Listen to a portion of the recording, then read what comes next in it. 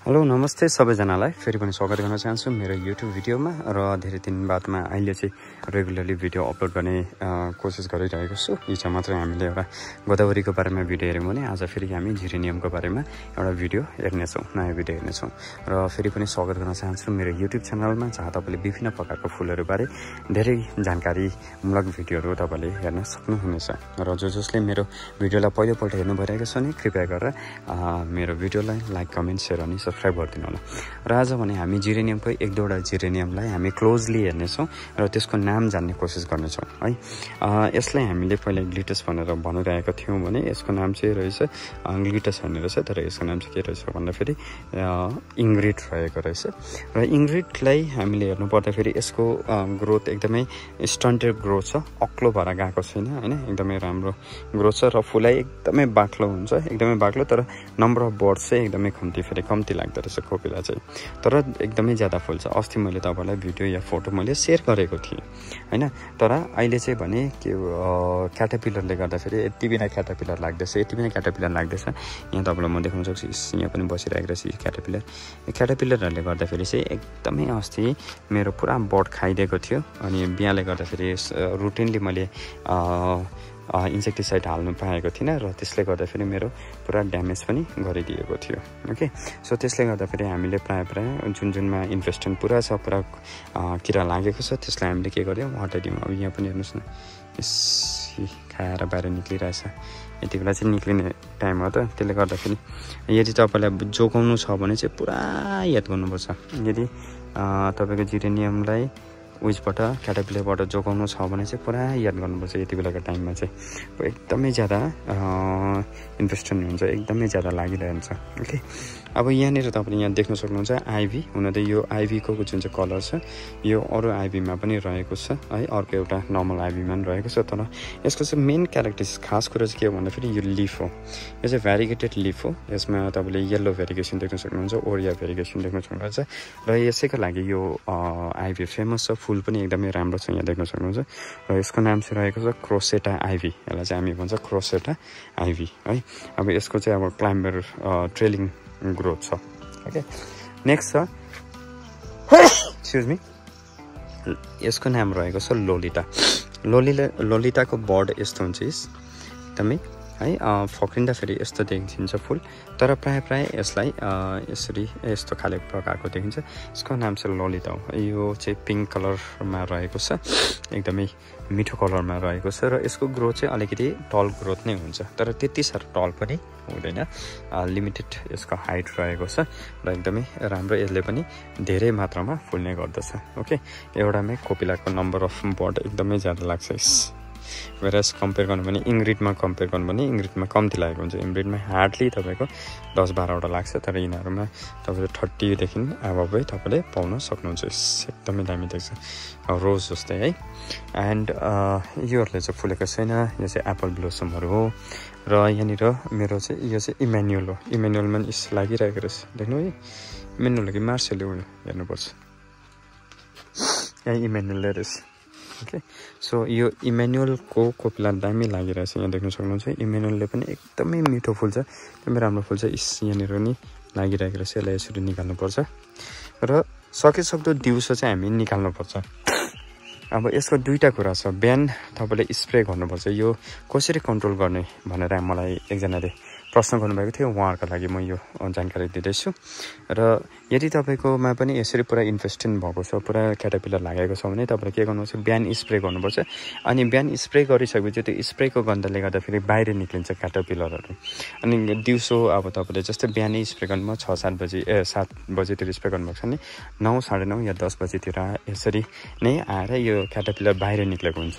त्यो गन्धले गर्दाखेरि सबै क्याटरपिलर बाहिर निक्लिन्छ र बाहिर निक्लेपछि चाहिँ एक-एकवटालाई तपाईँले टिपेर नै यसरी हटाइदिनु भयो भने चाहिँ तपाईँको क्याटरपिलर कन्ट्रोल हुन्छ। नत्र भए दबाईले मात्र चाहिँ कन्ट्रोल हुन सक्दैन, किनभने दबाई चाहिँ के हुन्छ भन्दाखेरि तिनीहरूको गन्ध मात्रै निक्लिन्छ, बर्डभित्र पसेको हुन्छ, कोपिलाभित्र पसेको हुन्छ र कोपिलाभित्र पसेकोले गर्दाखेरि यसरी अब कोपिलाभित्र छ होइन, कोपिलाभित्र पसेको हुन्छ र त्यो कोपिलाभित्र पसेकोले गर्दाखेरि तपाईँले दबाई हाल्यो भने त्यो दबाई त बाहिर मात्र हुन्छ दबाई त बाहिर मात्र हुन्छ र बाहिर भएकोले गर्दाखेरि त्यो त किरा त मर्ने कुरा आएन।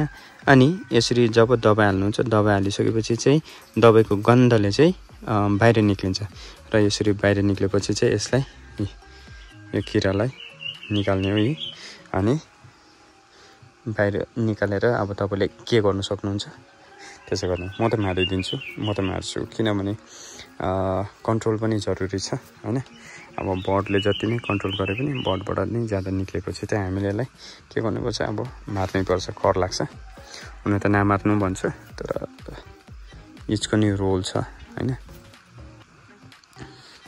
ओके, सो यसरी अब तपाईँले बिस्तारै यो कोपिलाहरूलाई कोटाउनु भयो भने जति निकाल्न सक्नुहुन्छ निकालेर तपाईँले फ्याँक्न सक्नुहुन्छ, मार्न सक्नुहुन्छ। यो अर्को एउटा अमेजिङ भेराइटी हो। अब यसमा नि डेफिनेटली उयो हेर्नुहोस् त, पत्तामा देख्नुहुँदैछ खाएर त्यसको टोइलेट गरेको पक्का नि यहाँ छ हो। यसलाई निकाल्नु पऱ्यो होइन। निकालेर अरू चेक गरौँ, छैन अरू चाहिँ। सो यसको नाम चाहिँ आइगर सटिवा हो। यसको चाहिँ अब यो जुन चाहिँ वाइटमा यो पिङ्क स्प्ल्यास छ यसको लागि फेमस छ। फुल पनि एकदमै राम्रो छ र लिफबाट चिन्नु चाहनुहुन्छ भने चाहिँ यस्तो हुन्छ है, बाहिर चाहिँ ग्रिन हुन्छ अनि भित्र चाहिँ यो येल्लो फ्ल्यासेस हुन्छ नि, यो येल्लो लाइट ग्रिन भनौँ न, यस्तो प्रकारको सेन्टरमा लाइट ग्रिन र बाहिर चाहिँ डार्क ग्रिनको राउन्डिङ हुन्छ, एकदमै वरिपरि हुन्छ। ओके, सो यिनीहरूमा चाहिँ योहरू चाहिँ ट्रु जोनल जिरेनियम्स चाहिँ होइन। यिनीहरू चाहिँ जोनलमा चाहिँ यस्तो यो पुरा यो जुन चाहिँ माथिको डेन्टेड छ यो चाहिँ पुरा काटिएको हुन्छ। यिनीहरू चाहिँ ट्रु जोनल होइन, यो चाहिँ जोनल हो। फेरि देख्नुभयो त। सो यसरी पनि हामीले छुटाउन सक्छौँ क्लास। यहाँ भ्यारिगेटेडमा छ, यो पनि जोनल नै हो, मजाले रोदिरहेछ। यसको नाम चाहिँ हो तपाईँको लिल्याक, पर्पल लिल्याक मिस्ट, लिल्याक मिस्ट पनि भनेर भनिन्छ। ओके, यो चाहिँ हो टर्केल, यसको नाम चाहिँ हो टर्केल। फुलको साइज हेर्नु होला, एकदमै दामी छ होइन। एउटा फुल म तपाईँलाई टिपेर देखाउँदैछु ल, धेरै लामो भएछ है भिडियो। म यत्रो साइज टर्केल भनिन्छ यसको नाम। यो पनि यसको नि ग्रोथ चाहिँ टल चाहिँ हुँदैन, एकदमै छोटो खालको ग्रोथ, स्टन्डर्ड ग्रोथ नै हुन्छ। ओके, मैले ड्राई राखेको छु। ड्राई राखेको कारण चाहिँ यसको के हुन्छ भन्दाखेरि ड्राई नै राम्रो, किनभने चिसो राख्यो भने चाहिँ कुहिन्छ। कहाँ छौँ यसको,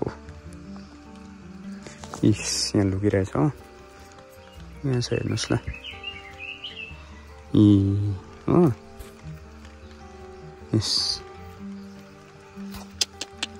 where are you culprit. Yes